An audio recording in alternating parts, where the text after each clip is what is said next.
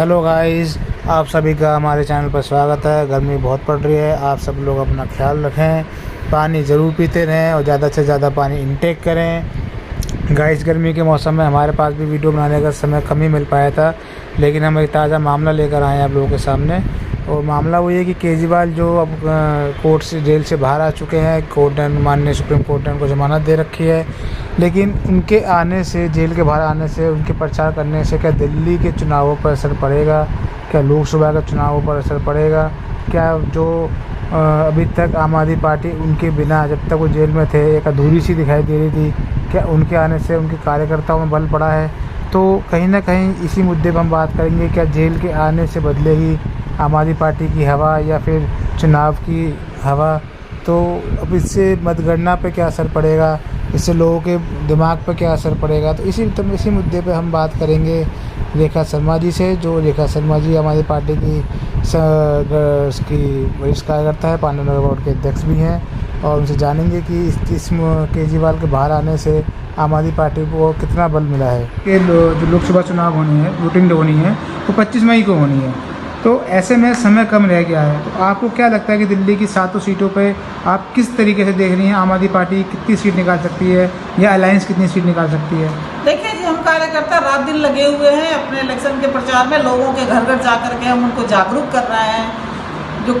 जो वर्तमान सरकार की जो कमियां हैं उसको गिना रहे हैं और बता रहे हैं सबों को कि देखिए, जो अगर आपको देश को प्रगति देश के लिए प्रगति करनी है, दिल्ली को प्रगति करवाना के लिए, दिल्ली में भी प्रगति अगर आपको चाहिए तो आपको केजरीवाल को, अलायंस सरकार को वोट देनी पड़ेगी, ताकि जो तानाशाही है देश का वो ख़त्म हो सके। One man one nation one leader वाली जो पॉलिसी बीजेपी की चल रही है उसको ख़त्म किया जा सके।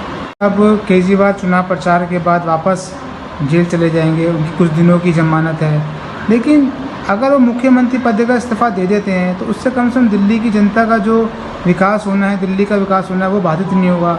मुख्यमंत्री पद का वो इस्तीफ़ा क्यों नहीं देना चाह रहे हैं? उनको क्या उससे ऐसा लाभ है कि लाभ हो रहा है कि मुख्यमंत्री पद का इस्तीफ़ा नहीं दे रहे? अब उनको जमानत मिली हुई है, उसके बाद भी उनको सख्त जमानत दी हुई है जिसमें वो ऐसे कोई भी काम और फैसले और साइन नहीं कर सकते, और जेल में अंदर जाके तो वैसे ही मुख्यमंत्री का वो काम नहीं कर पा रहे हैं। तो कहीं ना कहीं इससे दिल्ली के विकास में बाधा तो पड़ी रही है।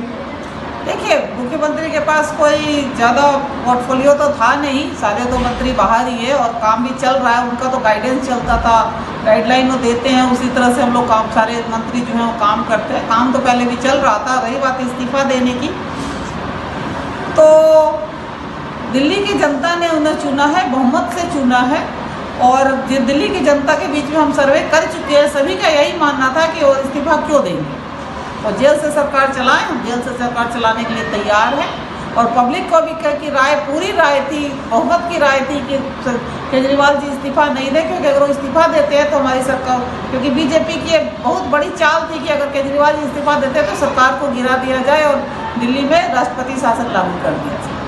तो रेखा जी, जब तक केजरीवाल जेल में थे और आम आदमी पार्टी चुनाव प्रचार कर रही थी, उनके वरिष्ठ नेता आतिशी, संजय सिंह, सौरभ भारद्वाज, तो ये कुछ नेता थे जो अपना चुनाव प्रचार में लगे हुए थे। तो कहीं ना कहीं ऐसा लग रहा था कि आम आदमी पार्टी के कार्यकर्ताओं का मनोबल टूटा हुआ है। एक तो गर्मी और वजह से उनके जो मुख्य चेहरा हैं, उनके मुख्य नेता हैं, वो जेल में थे।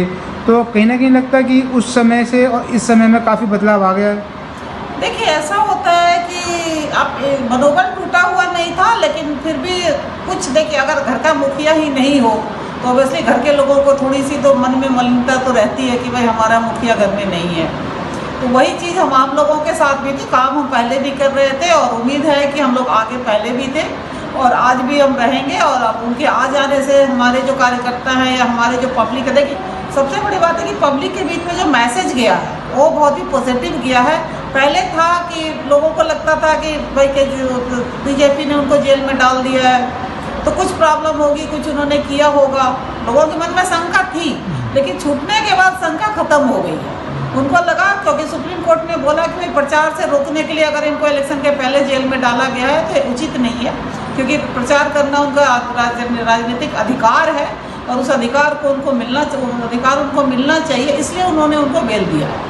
तो पब्लिक को भी पता चल गया है कि उनको राजनीति से, एडवर्टीजमेंट से, प्रचार से दूर रखने के लिए मोदी सरकार ने इस तरह के मुद्दे उठाए थे ताकि उनको अंदर रखा जाए और लोगों को बीच में उनकी बातों को, उनकी भावनाओं को लोगों के बीच में पहुंचने ना दिया जाए। कर्मचारियों के सुप्रीम कोर्ट को जो ईडी का जो धमकी दिया जाता है वो भी बदलेगा। ऑब्वियसली ये भी है कि जितने भी फर्जी केस है लोगों पर लगाए गए हैं और खासकर आम आदमी के बड़े 4 लीडरों के ऊपर फर्जी केस लगाकर उनको जेल में डालने की कोशिश की गई है, वो भी तो हटेगा। उसके प्रति भी तो लोगों का न्याय होगा, कोर्ट जो है उस पर भी तो न्याय करेगी।